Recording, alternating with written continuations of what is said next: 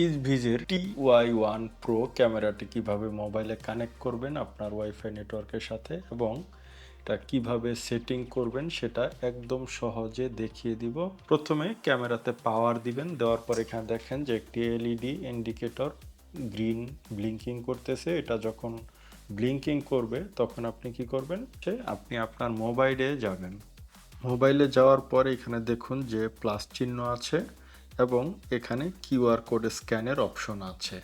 QR কোডে যাওয়ার পরে ক্যামেরা অন হয়ে যাবে এবং আমরা ক্যামেরার পেছনে থাকা যে কিউআর কোডটি আছে এটা স্ক্যান করব।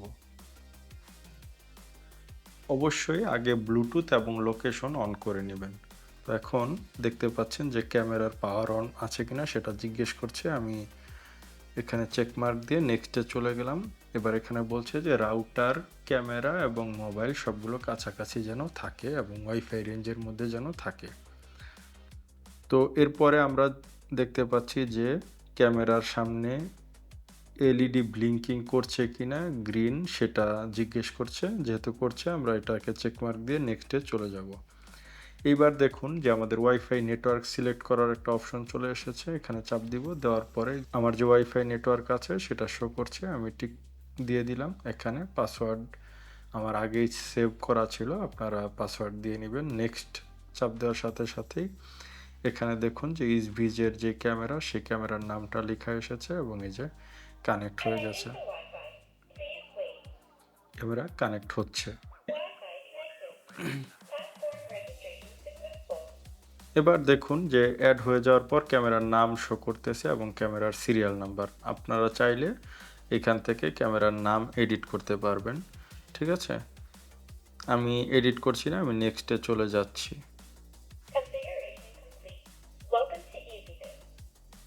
কনফিগারেশন হয়ে গেছে।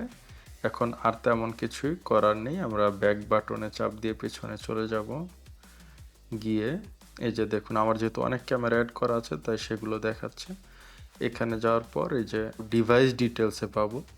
ডিটেলসে যাওয়ার পর এখানে দেখুন আমরা অন্য যে ক্যামেরাগুলোতে যেই সিস্টেমগুলো ছিল, অপশনগুলো ছিল, এটা তো সেম অপশনই আছে। এখানে তেমন আমি কোনো নতুন অপশন দেখতে পাচ্ছি না। আর নতুন কোনো অপশন না থাকার কারণে আসলে এটা নিয়ে বিস্তারিত যে ভিডিও বানাবো তেমন কিছু নাই। তারপরও টুকটাক যে জিনিসটা না দেখালোই নয় সেটি দেখিয়ে দিচ্ছি।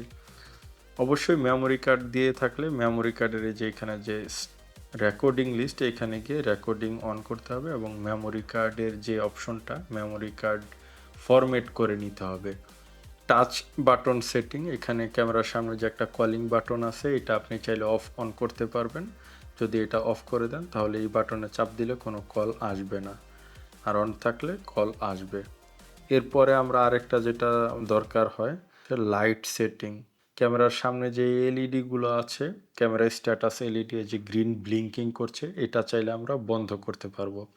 আরেকটা হচ্ছে আইআর এলইডি, মানে অন্ধকারে যে আইআর এলইডিটা আছে সেটাও আমরা চাইলে বন্ধ করতে পারবো। কিন্তু এটা বন্ধ করলে আমরা কিন্তু অন্ধকারে কিছুই দেখতে পারবো না। এরপরে যেই জিনিসটা দেখাতে হবে সেটা হচ্ছে যে ইমেজ সেটিংস। ইমেজ সেটিংসে গেলে আমাদের জন্য সবচাইতে বেশি গুরুত্বপূর্ণ যে বিষয়টা হচ্ছে নাইট সেটিং। এখানে অটো রেকমেন্ডেশন দেওয়া আছে, আপনারা চাইলে এগুলোকে চেঞ্জ করতে পারবেন। ঠিক আছে, এনফোর্সিং ডে মুড এখানে দিলে আইআর মুড সবসময় অফ থাকবে এবং সামনে যেই এলইডিটা আছে এটা জ্বলে থাকবে। আর হচ্ছে আপনি যদি এনফোর্সিং নাইট মুড দিয়ে রাখেন তাহলে এটা সব সময় সাদা কালো দেখাবে। আর এটা যেহেতু আমি অটোতে দিয়ে রেখেছি, অটো রিকমেন্ডেশন এটাতে যদি আমরা দিয়ে রাখি তাহলে দিনের বেলা দিনের মতো কালার ফুটেজ শো করবে আর রাতের বেলা সে অবশ্যই আপনাকে সাদা কালো ফুটেজ দিবে। আর নিচে আমরা নাইট ভিশন মুডের দুইটা অপশন দেখতে পাচ্ছি, একটা হচ্ছে black and white night vision. এটা যদি আমরা সেট করে রাখি তাহলে ওই যে যখন রাত হয়ে যাবে তখন এখানে সাদা কালো ফুটেজ শো করবে। আর যদি স্মার্ট দিয়ে রাখি তাহলে স্মার্টের কারণে এখানে দেখুন একটা এলইডি দেওয়া আছে, এই এলইডিটা অন হবে। এলইডির মাধ্যমে একটা আলো তৈরি করে আপনাকে কালার ফুটেজ দিবে এবং এটা যে ধরেন সামনে কেউ যখন আসবে তখন এই এলইডিটা জ্বলবে, জ্বলে কালার ফুটেজ দিবে এবং এটার জন্য আপনার কতক্ষণ জ্বলে থাকবে সেইটা এখান থেকে আপনি টাইম ডিউরেশন সেট করতে পারবেন।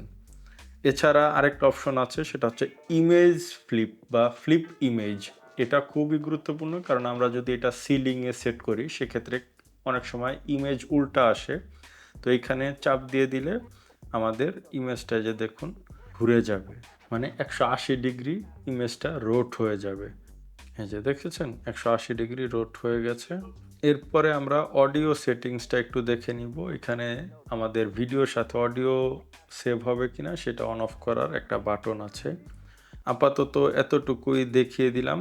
এর বাইরে যদি আরও কিছু দেখতে হয় তাহলে A to Z সেটিংসের যে ভিডিওটা আছে সেটা আপনারা দেখে নিতে পারেন, এবং নিয়মিত আপডেট ক্যামেরা এবং রাউটার সহ বিভিন্ন স্মার্ট গ্যাজেটের ভিডিও পেতে অবশ্যই চ্যানেল সাবস্ক্রাইব করে বেল আইকন অন করে রাখবেন। আর অরিজিনাল এবং অথেন্টিক প্রোডাক্টের জন্য অবশ্যই আমাদের সাথে ফেসবুক অথবা হোয়াটসঅ্যাপে যোগাযোগ করতে পারেন। এছাড়াও আমাদের ওয়েবসাইট থেকে অর্ডার করতে পারেন।